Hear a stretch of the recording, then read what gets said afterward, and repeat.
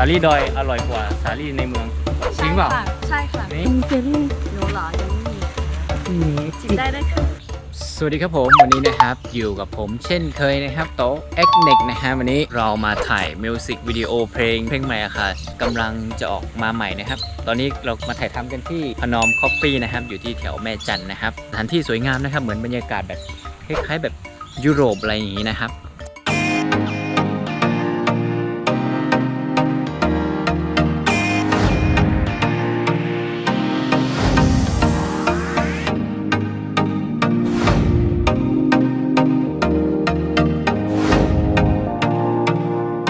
ยี่ห้อกาแฟดังเยอะนะไวน์ลิ้นจี่องุ่นอาคาทั้งนั้นเลยนะครับสวัสดีค่ะทุกคนวันนี้ก็มาถ่ายคลิปนะคะถ่ายคลิปอะไรถ่ายวิดีโอถ่ายวิดีโอนะคะวันนี้นะคะชื่อเลยชื่อน้องเฟนนะคะอาคาชื่อหน้าบุ้มิซื้อเลยคุณมาเดย์วันนี้ก็มาถ่ายวิดีโอนะคะเพลงใหม่นะคะอย่าลืมกดไลค์กดติดตามให้สับสไครต์ด้วยนะคะเพลงใหม่ชื่อเพลงอะไรได้ตังยังจะได้เลยอันนี้พระเอกของเราเพลงใหม่จะได้เลยแล้วจะเอาเป็นไหนล่ะไลค์ยังไม่ได้ตั้งชื่อเพลงนะฮะวันนี้ร้านไม่มีค่าค่ะรักไม่มีค่านะใช่แล้วค่ะส่วนนี้นะเองนะคะเองชื่ออะไรชื่อสาลีสุพรรณไม่ใช่นะส่วนนี้เอกคนชื่ออะไรนะสวัสดีค่ะชื่อจอยค่ะชื่อจอยนะครับอยู่แถวไหนครับเนี่ยอยู่แม่สลองสาลีอยู่ที่ไหนอยู่เชียงรายในเมืองเชียงรายเหรอสาลีนี่เป็นคนอาขาป่ะเป็นอาขาใช่ไหมจอยนี่น่าจะใช่โอเคส่วนพระเอกชื่ออะไรพระเอกชื่อแบงค์ครับไม่ใช่แบงค์วงแขกนะแน่วงแขกไม่ใช่นะครับไม่ใช่แบงค์วงแขกนะแน่วงแขกไม่ใช่นะครับวันนี้ใช้ตัว Sony A65 นะครับกับเลนส์ 24 f 1.4 ลองถ่ายมิวสิกวิดีโอเพลงทดสอบกล้องกันหน่อยนะครับเริ่มเทสที่2นะเดี๋ยวจะถ่ายใหม่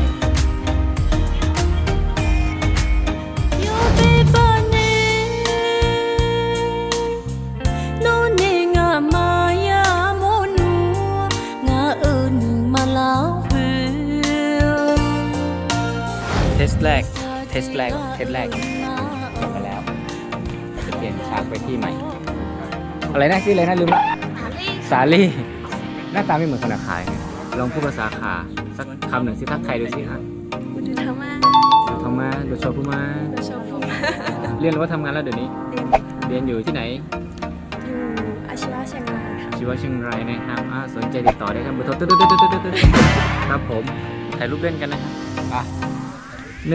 1 2เดี๋ยวเราจะย้ายไปถ่ายสถานที่หนึ่งนะครับกำลังคิดอยู่ว่าจะไปถ่ายที่ไหนฉากต่อไปจะไปถ่ายที่ไหนกดนั่นรอก็ได้นะโอ้นั่นเราอันนี้คือคิดไม่ออกใช่ไหมอย่าลืมกดติดตามเพลงใหม่ให้ด้วยนะคะน้องเฟย์นะคะชื่อน้องเฟย์ค่ะมีคนคอมเมนต์มาว่าอยากฟังเสียงเพลงนี้สดๆลองฟังดูสินิดนึงเพลงนี้ชื่อเพลงว่าอะไร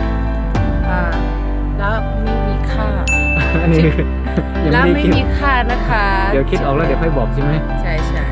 โอเคเดี๋ยวร้องเพลงสดๆให้ฟังสักท่อนเพลงเนี้ยจำเนื้อได้ป่ะเนี่ยน้องเบจีงาหนูมาอานานีกาลูโกซิจิเธอนี่นะครับโหเสียงสดก็เพราะนะครับ3 2 1ไหนดูหน่อยต้องทำไมไม่เปิดดิมาอุ้ยมีแฟนหรือยังหนูหรอยังจิบได้เลยค่ะติดตามได้ที่ไหนอ่ะในเฟซก็ได้ค่ะชื่อเฟซกัจจังนะคะไอจีนะไอจีก็กัจจังเหมือนกันค่ะท่านไลน์ใช่ไหมค่ะเลโสดนะคะคุณเลโสดค่ะจิบได้นะคะชื่ออะไรนะเมื่อกี้ลืมไปแล้วชื่อจอยค่ะผลอ่อยแล้วค่ะยืนยันได้ไงสาลี่ดอยนะครับชื่อสาลี่เขาว่าสาลี่ดอยอร่อยกว่าสาลี่ในเมืองจริงเปล่าใช่ค่ะผมฉากต่อไปฉากพาในเอกท่องเที่ยวพระเอกจะพาในเที่ยวใส่กางเกงวอร์มกีฬาจะเอาแบบที่ขี่ถนนอย่างเงี้ยให้เขาขับรถแล้วพี่ก็ถือกล้องมาอย่างเงี้ยแล้วก็ผมก็ขี่รถเดินหน้าไปนิดนึงเงี้ย ใจร่างแล้วครับ ชุด เนี่ยดีขึ้นทางตา เริ่ม อย่างเงี้ย ขึ้นเยอะเลยเนี่ย ไม่ชอบใส่อะแม่ป่าให้นะไปจอยเราไปด้วยกันดี เดี๋ยว ถ่ายมาตั้งแต่เช้าแล้วนะครับนางเอกคนที่สองยังไม่ได้ถ่ายไม่ได้ฉากเดียวเลยจอยนี่คนหมู่บ้านอะไรปาคาสามัคคีอยู่แม่สลองใช่ไหมอยู่ใกล้ๆบ้านกับน้องเหมยเขาสิ อ๋อก็ลูกพี่ลูกน้องกัน อ๋อนี่เหมยไหนก็ไม่รู้นะ ผมก็พูดไปกัน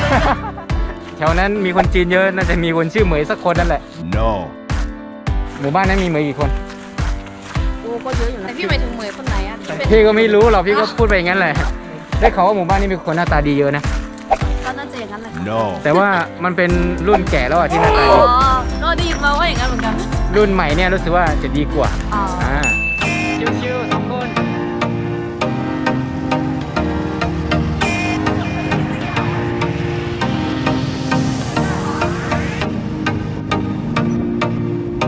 แป๊บหนึ่งชะลอหน่อยใกล้ๆหน่อยโอเคมาใกล้ๆหน่อยใกล้ๆหน่อยนี่หน่อยกดเทนเป็นสายนี่รูปแบบการถ่ายทำนะฮะ สุดยอดนะฮะเบื้องหลังของเรา เดี๋ยวนี้เราอยู่ที่สะพานแขวนนะครับสะพานแขวนด้วยเส้นได้นะ มันจะหักเมื่อไหร่ก็ไม่รู้อะ แต่ถ่ายออกมาแล้วรู้สึกว่ามันเหมือนกับเราได้ไปที่อำเภอปายเลย ทั้งที่เราอยู่กันแค่แม่จันนะครับถ่ายออกมาแล้วรู้สึกว่ามันสวยมากนะครับสะพานก็สวย คนก็สวยนะครับ No. นี่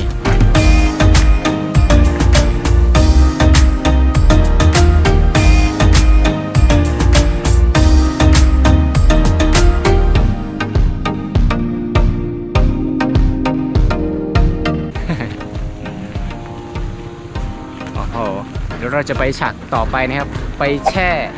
น้ำอุ่นนะฮะน้ำอุ่นตามกันไปดูกันเลย เริ่มสุกแล้วค่ะ อันนี้ความร้อนระดับ มันร้อนจริง นี่ครับอุณหภูมิ 45 นะฮะตรงนี้ ได้อยู่ ฝั่งนี้ 60 นะครับแสดงว่าอยู่ตรงนี้ประมาณ 50 องศา สวยจริงๆครับ น้ำพุนะน้ำพุ ๆก้อนหินก็สวยนะคะ อ่านี่นางเอกของเรานะฮะ โอ้โหใกล้ถึงฉากจบแล้ว สวยงาม มันเข้าป้องใช่ไหม ทำไมไม่ไปไม่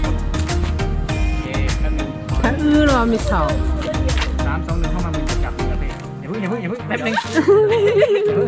ให้พระเอกคุยก่อนแบงค์ รอบหน้าเจอใหม่ครับ ฉากสุดท้ายกันแล้วนะครับนางเอกเก็บชุดที่สวยที่สุดเอาไว้นะครับ แต่ได้เข้าแค่ฉากเดียวนะ ถ่ายฉากสุดท้ายกันแล้วนะครับวันนี้